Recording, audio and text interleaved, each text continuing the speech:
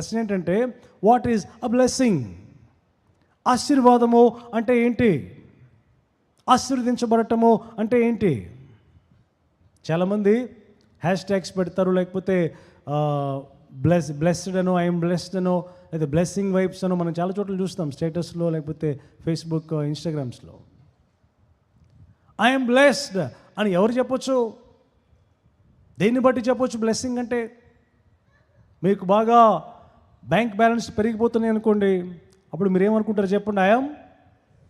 మేహు సడన్గా 2026లో మీకు కారు వచ్చింది అనుకోండి, ఏమంటారు?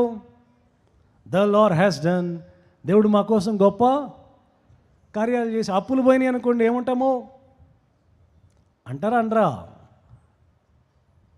కానీ బైబిల్ ప్రకారంగా బ్లెస్సింగ్ అంటే ఏంటి? ఎఫెసీయులకు రాసిన పత్రిక 1:3. ఎఫెసీయులకు రాసిన పత్రిక 1:3. మన ప్రభువైన యేసుక్రీస్తు యొక్క తండ్రియగు దేవుడు స్తుతింపబడును గాక. ఆయన క్రీస్తునందు పరలోక విషయములలో ఆత్మ సంబంధమైన ప్రతి ఆశీర్వాదమును మనకు అనుగ్రహించారు. ఇక్కడ చూడండి, అవి పరలోక విషయాలలో ఆత్మ సంబంధమైన ప్రతి ఆశీర్వాదము. ఇన్ఫ్యాక్ట్ అది ఎటువంటి ఆశీర్వాదమైన ప్రతి ఆశీర్వాదం ఎక్కడిచ్చాడు దేవుడు? స్టార్టింగ్ ఏముంది? వచనం స్టార్టింగ్లో ప్రభు అయిన యేసుక్రీస్తు తండ్రికి దేవుడు స్తుతింపబడును గాక. ఆయన క్రీస్తునందు, ఎక్కడండి చెప్పండి? In Christ. దేవుడు మనకిచ్చిన ప్రతి బ్లెస్సింగ్ ఎక్కడుందంటే యేసుక్రీస్తు అనే ప్యాకేజ్లో ఉంది. If there is no Christ, blessing ఉంటుందా? క్రీస్తు లేకపోతే ఆశీర్వాదం లేదు. కాబట్టి ఇప్పుడు నువ్వు ఐఎమ్ బ్లెస్డ్ అని చెప్పావంటే అర్థం ఏంటి? నీకేమున్నట్టు?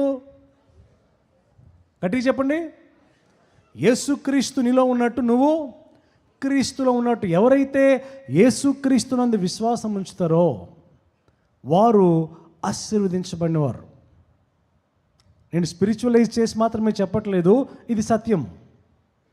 నేను ఆశీర్వదించబడ్డాను అనటానికి కొలమానం ఏంటండి? బాగా ఆస్తి ఉందనుకోండి, అప్పుడు ప్రపంచంలో అందరికంటే ఆశీర్వదించబడినట్టు ఎవరు? ఎలన్ మస్క్, ఇప్పుడు బిల్ గేట్స్, లేకపోతే అంబానీకి దేవుడు తెలిసేది నాకు తెలియదు మొత్తానికి. అంటే దాన్ని బట్టి వాళ్ళు ఆశీర్వదించబడినట్ట? అలా చెప్పలేం. మీకు చాలా సోషల్ స్టేటస్ ఉంది, చాలా జ్ఞానం ఉంది, వీటన్నిటిని బట్టి కాదు ఆశీర్వాదాన్ని బైబిల్ డిఫైన్ చేస్తుంది. బ్లెస్సింగ్ అంటే ప్రభువైన యేసుక్రీస్తుని కలిగి ఉండటం. మీకు యేసయ్య ఉన్నాడా మీ జీవితంలో? మీరు క్రీస్తులో ఉన్నారా? మీరెవరు? ఇప్పుడు పాడండి పాట. ఏం పాడతారు? పాట పాడమని చదవమనట్లా. 1 2 3 4 మేహు చెప్పలతో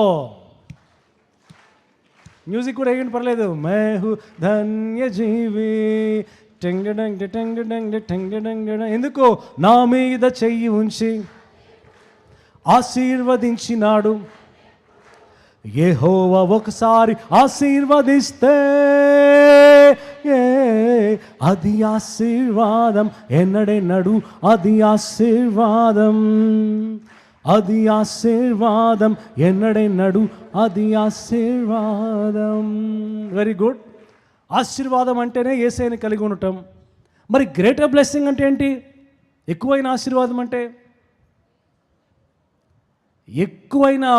ఎక్కువగా యేసయ్య ఉండాలి మన జీవితంలో. గట్టిగా ఆమేన్ చెప్పండి. ఇన్ అదర్ వర్డ్స్, యేసుక్రీస్తు యొక్క గుణాలతో నింపబడాలి, ఎక్కువగా యేసయ్యలాగా మారిపోవాలి.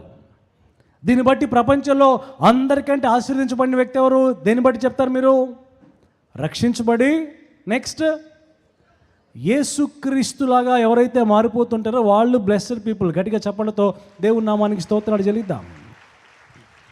యేసుక్రీస్తులాగా మారిపోవటం అంటే ఆత్మఫలము ఏమనగా ప్రేమ, సంతోషము, సమాధానము, దీర్ఘశాంతము, దయాళుత్వము, మంచితనము, విశ్వాసము, సాత్వికము.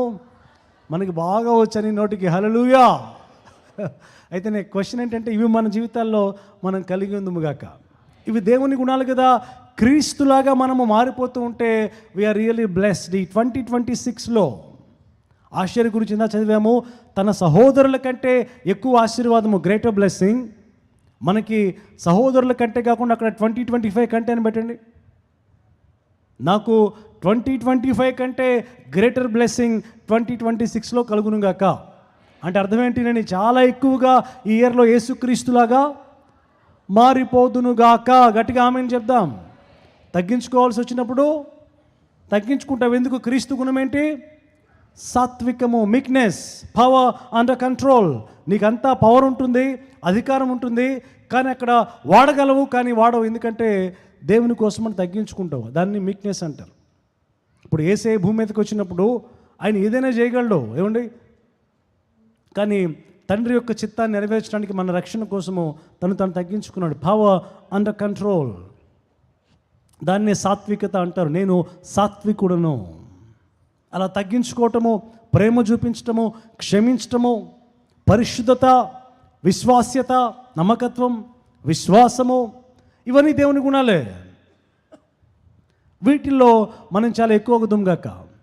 ఎంత అవ్వచ్చు అంటే మనము, బైబిల్ చెప్తుంది ఎఫెసీయులకు రాసిన పత్రిక 4:11. ఎఫెసీయులకు రాసిన పత్రిక 4:11 ఏమాటుందో చూడండి ఒకసారి. మనమందరం అంటే ఎవరు? రక్షించబడిన ప్రతి విశ్వాసి, ఒట్టి సేవ చేసేవాళ్ళే కాదు. మనమందరము విశ్వాస విషయములోను దేవుని కుమారుని గూర్చిన జ్ఞాన విషయములోను ఏకత్వము పొంది సంపూర్ణ పురుషుల మగు వరకు, అనగా సంపూర్ణ పురుషులవటము అంటే అర్థం ఏంటి? అనగా క్రీస్తునకు కలిగిన సంపూర్ణతకు సమానమైన సంపూర్ణత కలవారమగు వరకు. గట్టిగా ఆమేన్ చెప్దాం. అంటే క్రీస్తు ఎంత సంపూర్ణత కలిగి ఉన్నాడో అంతగా మనమందరం కూడా ఎదగవచ్చు, అంతగా మారవచ్చు. క్రీస్తులాగా మనం ఈ భూమి మీద జీవించవచ్చు. గట్టిగా ఆమేన్ చెప్దాం.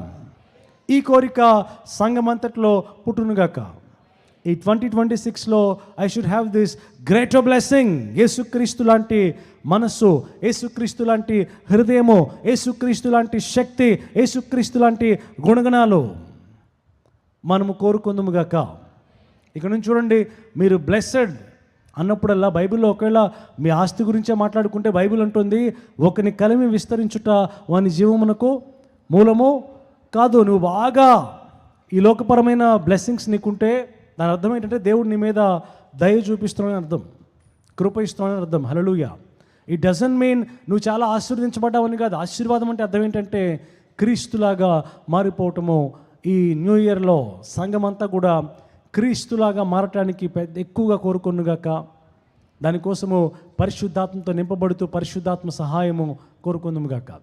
సో మొట్టమొదటిది ఏంటి? గ్రేటర్. కొంచెం గట్టిగా చెప్పండి. ఎక్కువైనా. రెండోది చదవండి అక్కడ.